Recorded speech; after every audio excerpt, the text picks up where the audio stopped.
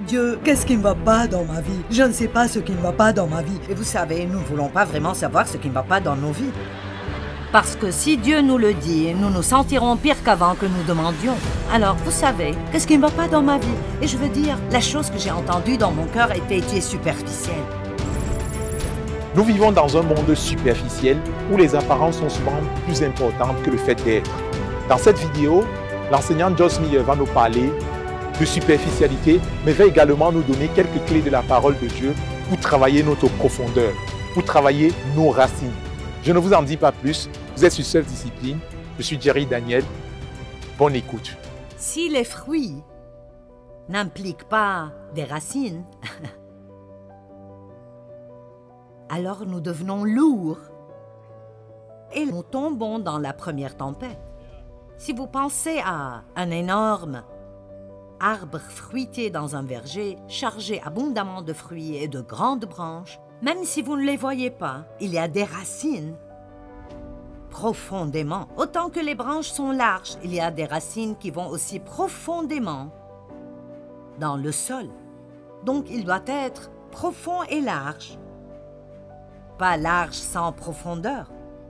Parce que quand c'est le cas, alors nous sommes charnels, nous pensons aux affaires, aux choses, et nous ne pouvons pas nous occuper des difficultés dans la vie. Nous ne pouvons pas nous occuper des tempêtes de la vie, ni confronter les gens qui sont contre nous, parce que nous sommes habitués à recevoir tout ce que nous voulons, comme nous le voulons, quand nous le voulons.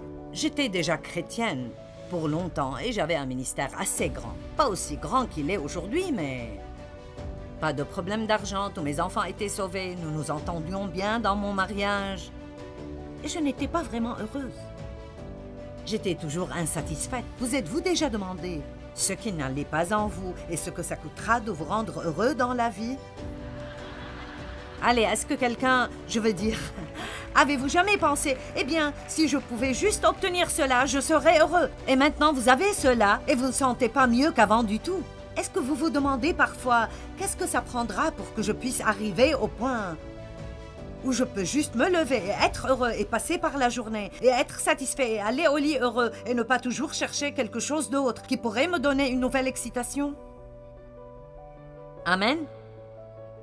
Certains d'entre vous paraissent être totalement déconcertés. Où comptes-tu arriver avec cela? Et quand j'ai commencé à pleurer, Dieu, qu'est-ce qui ne va pas dans ma vie? Je ne sais pas ce qui ne va pas dans ma vie. et vous savez, nous ne voulons pas vraiment savoir ce qui ne va pas dans nos vies. Parce que si Dieu nous le dit, nous nous sentirons pire qu'avant que nous demandions. Alors, vous savez, qu'est-ce qui ne va pas dans ma vie? Et je veux dire, la chose que j'ai entendue dans mon cœur était superficielle.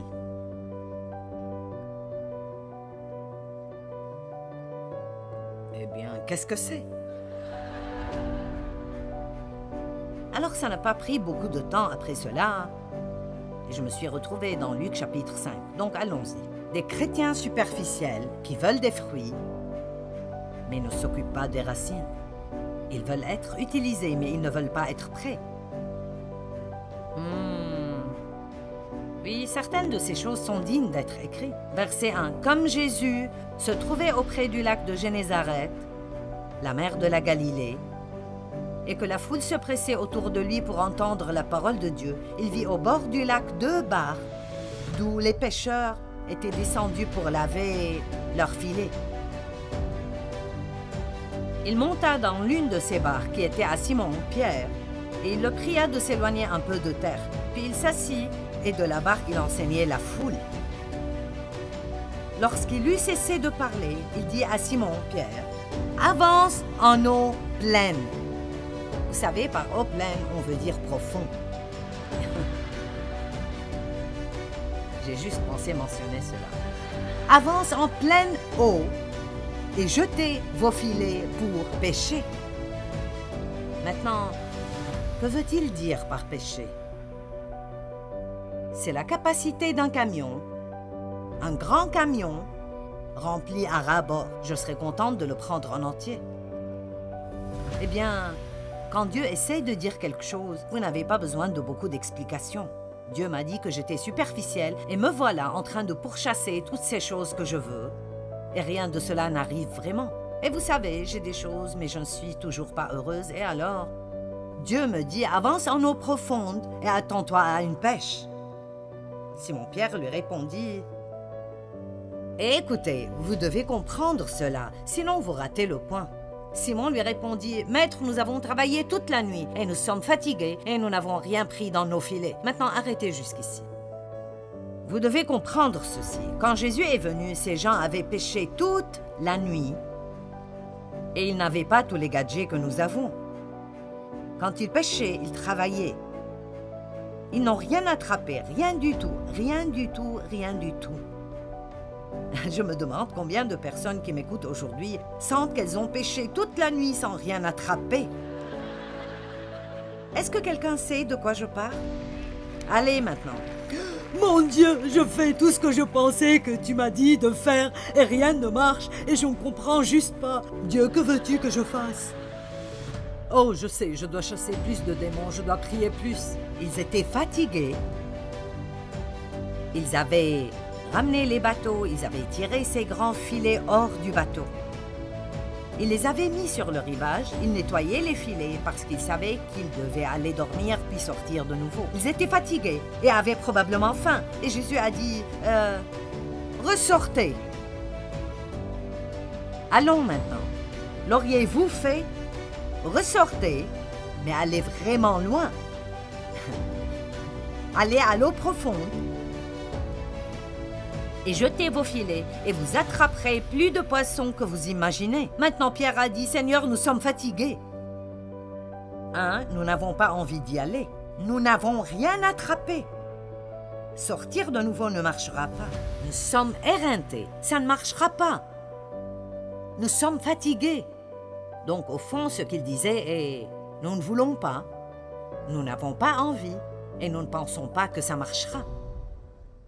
Maintenant, regardons le verset une fois de plus. Mais sur ta parole, je le ferai. Je le ferai. Je le ferai. Je le ferai. Merci Seigneur pour la force de la volonté du Saint-Esprit. Nous n'avons pas besoin d'avoir envie ou de le vouloir ou de penser que c'est une bonne idée. Si Dieu dit de le faire, nous le faisons. Et nous croyons que quand nous faisons ce que Dieu veut que nous fassions, alors nous aurons ce que nous croyons que Dieu veut que nous ayons. Écoutez, Dieu est miséricordieux et il fait des choses pour nous que nous ne méritons pas. Laissez-moi vous dire quelque chose. Toute personne qui croit qu'elle aura la vraie bénédiction de Dieu et vivre dans la désobéissance se trompe lui-même. C'est juste, je me fiche de ce que l'enseignement du nouvel âge est. La Bible est la Bible. Amen. Et la parole est la parole. Et je suis sûre que Dieu est aussi moderne que quiconque d'entre nous. Après tout, il a donné la technologie pour les textos et pour Facebook et toutes les choses dont nous pensons que nous ne pouvons pas vivre sans. Dieu est tout aussi moderne que quiconque. Mais la Bible dit toujours, ne vis pas d'après ce que tu veux, ce que tu penses ou ce que tu ressens. Apprends à faire ce que je te dis de faire. Vis plus profondément, ne sois pas si superficiel et tu n'auras pas à pourchasser les bénédictions parce qu'elles te pourchasseront. Mais sur ta parole, je jetterai le filet de nouveau. Verset 6. Et l'ayant jeté, vous êtes prêts? Et l'ayant jeté, et quand ils ont fait ce que Dieu leur a dit de faire, et quand ils ont fait ce que Dieu leur a dit de faire, même s'ils ne voulaient pas le faire, ne pensez pas que ça marcherait. Quand ils ont fait ce que Dieu leur a dit de faire, ils prirent une grande quantité de poissons et leur filet commençait à se rompre. Ils firent signe à leurs compagnons qui étaient dans l'autre barque de venir les aider à ramasser. Ils vinrent et ils remplirent les deux barques au point qu'elles enfonçaient. Maintenant, vous pouvez donner gloire à Dieu. Oui, nous pouvons rendre grâce à Dieu au sortir d'un tel enseignement. J'espère que ça ne sera pas juste de l'information pour vous. Mais posez-vous maintenant la question, qu'allez-vous faire au sortir de cette vidéo? Allez-vous dire juste, ah oui, cette vidéo était intéressante, mais quelle action concrète allez-vous poser? Quelle action concrète allez-vous poser? Moi, je vous conseille de décider maintenant dans votre cœur que vous allez toujours obéir à Dieu, quel que soit ce que cela va vous coûter. Nous ne pouvons pas marcher selon nos envies, selon le fait que nous avons envie de faire ou de ne pas faire. Mais nous devons marcher selon ce que la parole de Dieu déclare et nous demande de faire. Prenez donc mes résolutions maintenant, tant que vous venez d'écouter cette vidéo, et dites-vous maintenant, Seigneur, je veux marcher selon ce que tu me demandes de faire.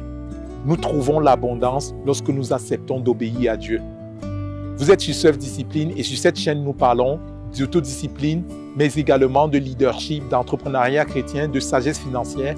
Alors, si ce sont des thématiques qui vous intéressent, n'hésitez pas à vous abonner à cette chaîne, activer les cloches de notification et surtout de partager le contenu pour faire grandir cette communauté de disciples disciplinés de Christ. Je suis Jerry Daniel et j'étais votre hôte pour cette vidéo. Que le Seigneur vous bénisse abondamment. À très bientôt.